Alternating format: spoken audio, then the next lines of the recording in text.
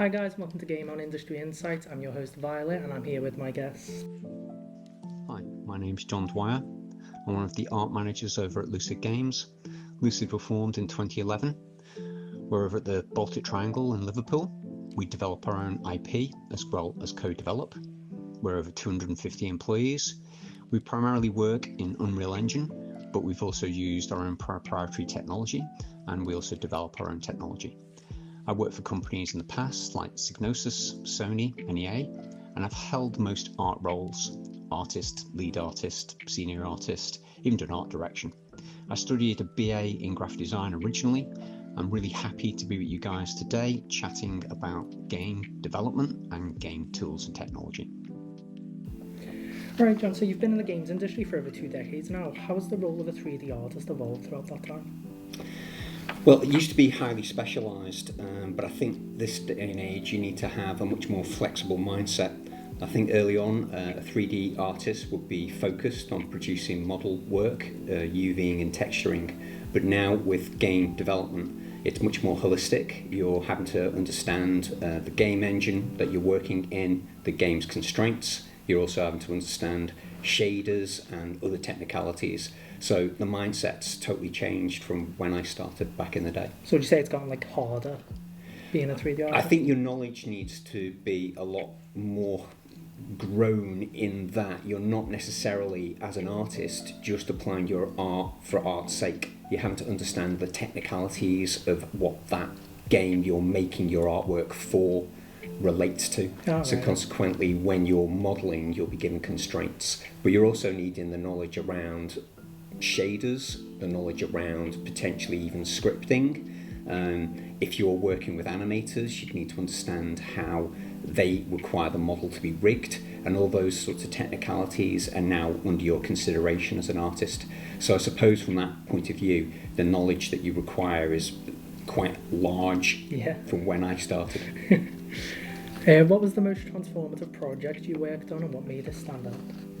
Well, back in the 2000s, I think the switch from games being, in a sense, singular or linear experiences to be an open world meant that you had to consider a hell of a lot more from that angle. So consequently, the storytelling element came to the fore. And as an artist, you had to think about it almost like a film. You had to think about everything in 3 dimensions. You had to think about the game design, and the application of that really changed the artist's role to be much more of a storyteller. And I think that's a big shift, because you weren't just producing a small element of the game. You were actually thinking about how visually you were adhering to the art director's design. How do you stay updated with rapidly changing game development tools and technologies? There's a few points there. I think from your day-to-day as an artist working in a project, you need to set aside some time for your own R&D, your own learner development. That's really important, because you need to stay up to date with tools and techniques. But also, your fellow artists, so having a really good peer group that you can discuss new functions, new technicalities with, which in games, with it being a team-based development cycle, is really important. So your peers are really good for that. And then, obviously, with the internet, you can go online and discover and find out what new techniques are out there, new software's out there. And then, of course, you've got conferences every year, things like GDC, that you could attend, or you can go on the website and you can actually look at what the presentations are. So you can keep up to date now, through many different avenues. Are there any specific apps or websites you would use for that, or is it just wherever you can find it sort of thing? Well, to be honest, I think the standard stuff, really. YouTube obviously has thousands of channels about game development these days, which you can search and find what you're looking for on. And then depending on the software that you're using can also lead you down that avenue. So for example, if you're using Unreal Engine, you'll probably go to the Unreal website and take a look at what resources they have. So it's pretty standard stuff, to be honest.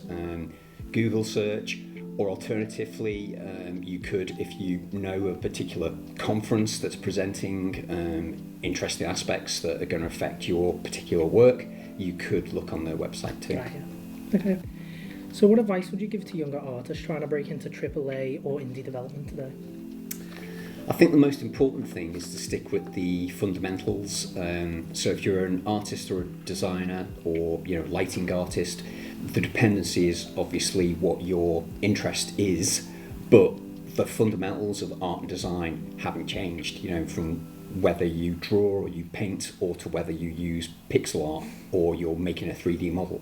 It's all about composition, colour, design constraints, and then outside of that, probably get to a point where you recognise what really interests you and then focus your attention on that and build up your portfolio accordingly. So consequently, it's great to be a generalist, but I think within games now, there's such specialities a requirement. So in consequence, focus on that. So if you want to be a concept artist, focus on concept art. If you want to be, a game designer, focus on the specifics of the interest you have in design and build up your portfolio accordingly.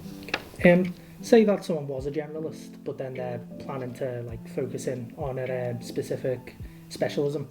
Would you tell them not to put any of their other stuff on their portfolio, or is it good to show it off but have it sorted to the side? Or good question. I think that's a dependency. I think generally having a portfolio that enables you to get a job is probably the most important thing. Yeah. So having your work showing all of the aspects of your skills could be good if all of your skills are at a level where you're confident that that will get you work within a studio. But often what one finds is that your speciality is where you're strongest, and therefore if you're thinking, right, I want to get a job as a junior in a studio, maybe the best option is to specialise and show that within your portfolio. So for example, if you are a modeller, the first inroad would perhaps be modelling a prop. So you'd want to show that you're capable of doing that in your portfolio. Yeah. And in consequence, that possibly would get you an inroad into work. Right, yeah. What's your typical workflow when creating game-ready assets from concept to in-game? That's a mixed answer, really, because there's the dependency of the design and the art direction, and potentially which route you take could also be governed by the game engine that you're going to produce your work into. But generally, you get a concept from the concept artist.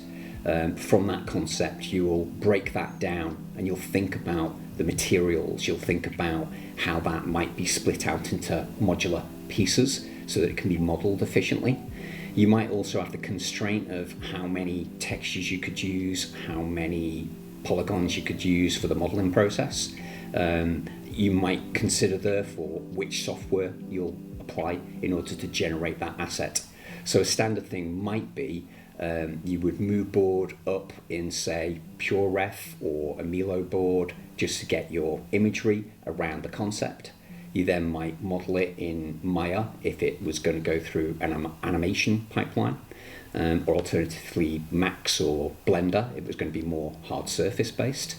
From the modelling, you would then take it into, say, Substance or Substance Designer or even Photoshop to texture it, and then from that put it into the game engine that you're using, usually via an FBX file format. And then once it's in game, you would probably look at the materials. Often it's a PBR workflow these days for representing realistic models. So you'd have to think about the texture output from the likes of Substance, and then you'd plug all that together in the game engine in order to visually see what it looks like. And is that for you, is that a workflow you've built up, or is that sort of industry standard? I think that's a pretty standard flow in terms of workflow. It could be mixed depending on, as I suggested, the game design. So for example, I don't know, maybe if it's a stylized game, you might change your method, because it could be, for example, that you go from, instead of exporting your model out of, say, Max or Maya or Blender, you might go, rather than into Substance, you might go into ZBrush, and you might sculpt your actual details, especially if it was stylized, and then you would output the result from that into potentially Substance and then into the game engine. So there's a dependency on the workflow, really. Yeah. How do you approach photorealism versus stylization in your texture and environment work? I think we kind of just touched on that a second ago. There's an element of cross development there, isn't there, in that answer? In that if you are producing any asset, you're always trying to get it realistic from the point of view of the reference materials. So even if something's stylized, that's usually just a simplification of reality. So you still start off by using references, usually real world, in order to get that across in the model. And then it's a case of simplification, exaggeration, and maybe the materials also become more simplistic. So you might drop the colours down, or you might have a specific from your art director that you're going to use a set palette to produce your textures on. So in essence, I think from the get-go, it's always based on reality. But then as you begin to style the model out, you might use different software to give you the result that you want. Right, yeah. And often the art director will get you to modify and change as you go as well. Yeah. Do you prefer sculpting in ZBrush, Mudbox, and for which type of assets? To be honest, I don't think there's that much of a difference in the base. So if you're just sculpting, you could use Blender, you could use Mudbox, or you could use ZBrush. But I think ZBrush has got a lot more tools, and it's more of an industry standard now within games. Mudbox tends to be used if you've got the Autodesk suite, so you tend to use it because it's included within that suite, and it's good for blocking out. But a lot of people are now using Blender too, because it's able to offer a singular experience. You can just stay in the same package and texture up and sculpt inside that package. So there's a dependency really. Right. I think if the art director and the designer have a prerequisite of the way that the object is going to be produced or the way it's going to look, they might specify what you use to. So lots of dependencies. Right, yeah. Yeah. How do you balance high resolution detail with in-game performance constraints? So the context of that is, I suppose, it depends on the game. I mean, at the moment, there's a lot of hype about Nanite in Unreal, solving a lot of problems. You can throw a lot of polygons at Unreal Engine now. But there's still constraints that are affected by lighting, by the game's design. So I suppose from that point of view, as I've repeated a few times now, it's a dependency. Yeah. Depending on the design of the game, depending on the requirement of the game, you might be given a set of rules to adhere to, some constraints. So that could be your textures, it could be your geometry, and you have to adhere to that in order to hit the right frame rate. And often you iterate and you test and you see where your asset lies within that. So really big scenes, often, you go through a process of working out if there is any frame rate issues, and it's usually down to complexity. To be honest, a lot of the complexity which affects games performance comes from shading, because you're drawing on so many textures. Polygonally, I think there's less impact. You can now have a lot of polygons on screen at any one time. But as I say, with constraints, it could be a case of, if the scene you're working in has got lots of effects, could be, water or explosions or whatever, that can also affect the frame rate. So that's where the dependency lies, really. Yeah. You've worked with Maya, Mac, ZBrush and other tools. Do you have a preferred tool set for different stages of asset creation? Again, dependency. I think I have used Maya for about 25 years, so consequently, from when that product first came out as a piece of software. So obviously I enjoy using that. But I've recently switched to Blender, and Blender is actually really good and has some really good functionality and tools. But it's horses for courses. It just depends on what the game requires. You tend to modify your tool set depending on what the output needs to be. It's getting a lot more open now in terms of game engines will accept FBX, so it's easy to output from any software. And usability wise, most of the software does similar things. So you can always find a similar menu that does a similar thing within each software. So I don't really mind. I enjoy at the moment using Blender because I think it's just new and fresh to me. Yeah.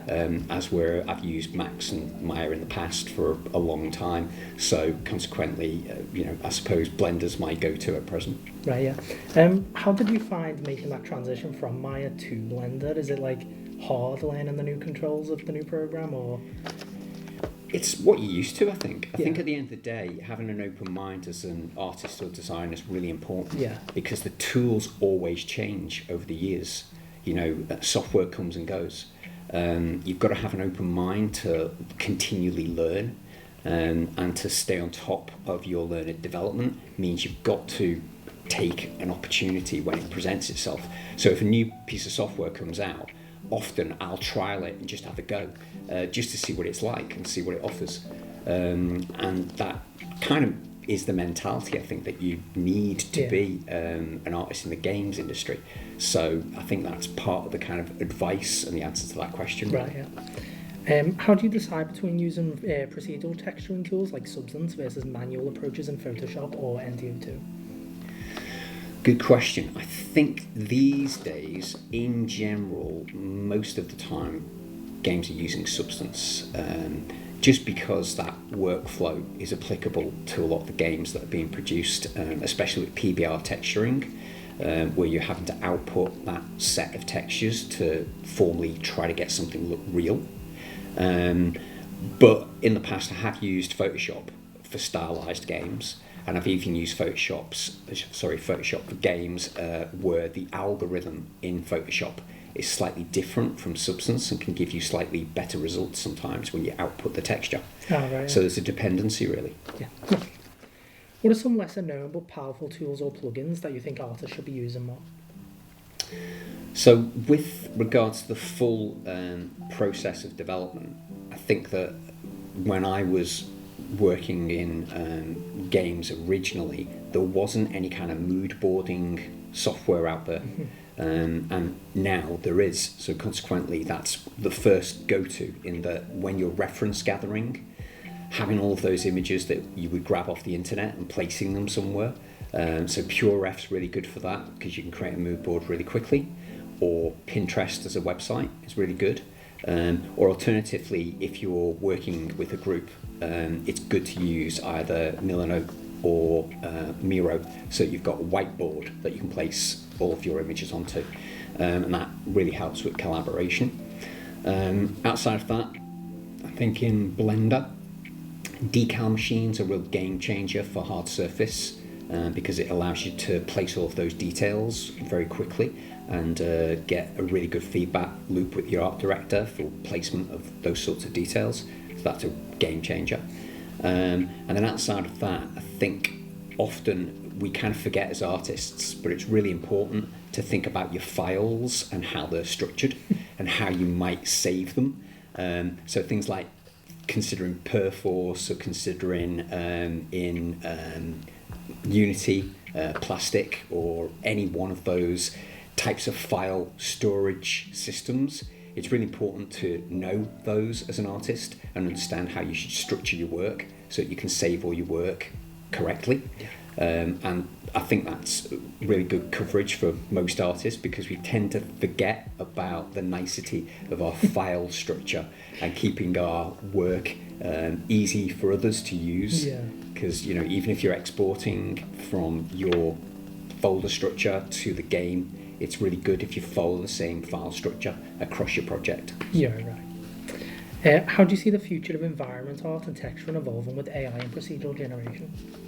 What's really interesting at the moment, I think AI is going to involve more and more of our work as artists as things go, and it can really empower the artist, especially all of those repetitive tasks that we don't necessarily enjoy.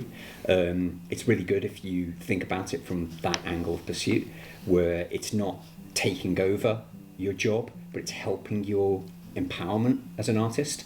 And using AI to do that type of work is really, really good. And I can see that opening artists up to much more visual storytelling. So, for example, if you're going to create an open world game and you want all of that environment to be filled with foliage, placing it as an artist, that's a lot of work. But if you can procedurally do that, if you can base that on some fundamentals of the landscape, so, you know, on a mountain, you don't want trees, in the valley, you want grass, those sorts of things, you can procedurally set that up. And AI can really help with that with other tools. Right, yeah. So I can see it being a real positive in that regard. Do you think with using tools like procedural generation, do you think you might end up losing that sort of handcrafted feel that a lot of games go for? Or do you think that that's sort of still kept in with when you implement procedural generation? Well, this is where it's implementation. So, as I suggest, it's a case of using the tool where it's best to be used. Right, yeah. So, for example, I suggest if you've got an entire landscape, you don't want to be plonking blades of grass, but you probably want to have control of where things are in the world. So, consequently, if you can use a procedural process to fill the world up with things in a context of, you know, if it's reality and you're wanting to represent mountains with trees and valleys with shrubs, you could set that up procedurally, and then you could go in after the effect and begin to edit, and you can modify, and that's where the storytelling comes in. So I think in that regard it can really empower the artist, because you're not spending all of your time doing potentially all of that mundane placement, you know. So using it to your advantage in that way, I think, is really positive. Are real-time ray tracing and global illumination changing how you think about environmental lighting and asset fidelity? Very much so. I think in the latter kind of development stages of this type of technology, it was all about hacking the way that light works. So I remember the first inset of lighting within games was baking lighting into the actual environment, as where now it's all dynamic. So consequently, it frees the artist up and the art director to make a scene look the way it should in terms of reality. So where you place a light in the world, it can cast light. And that's a game changer because it increases the reality. However, you still got to consider within the game things like navigation, and navigation is really important in the lights and light setup, because often, you know, if you've got a doorway and you want the person playing the game to recognise, oh, that's an exit, often in lights you will highlight it. You actually put the light in that area to say, go there, that's where you need to go. So consequently, although reality is really good to represent, you still need to think about those game design constraints. So, you know, it's a game changer, but at the same time, it doesn't get rid of the artistry. Do you think the boundaries between traditional modelling and procedural tools like Houdini will continue to blur? Definitely, I think, as I was suggesting before, even with AI, any opportunity to get rid of the mundane and think about tooling to save your life. I mean, most of the racing games I worked on back in the past, you had to literally plonk every single lamppost down that road. Now, of course, all that's gone. You would just go, right, you know, fill the world's roads with street lamps, and it just plonk them all in.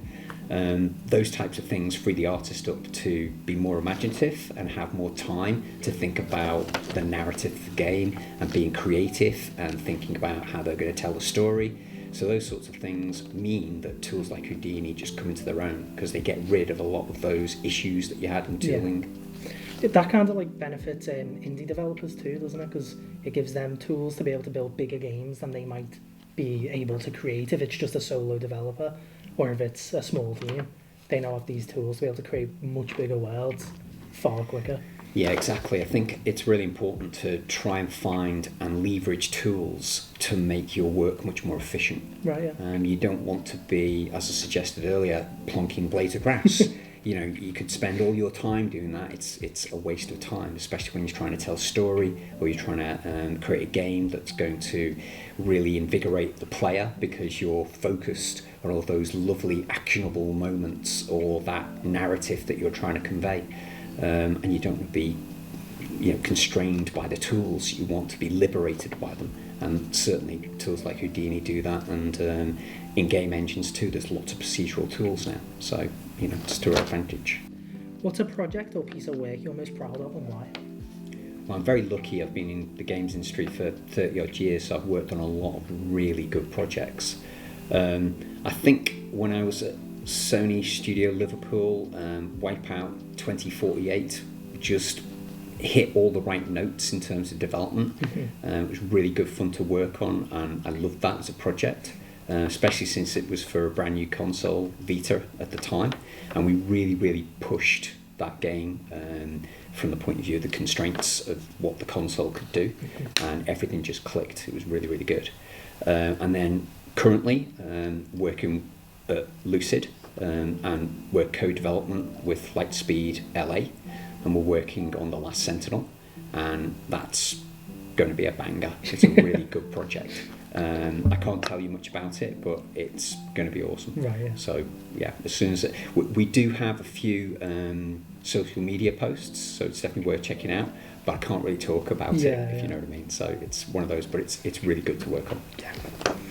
What keeps you passionate about 3D art after so many years in the industry?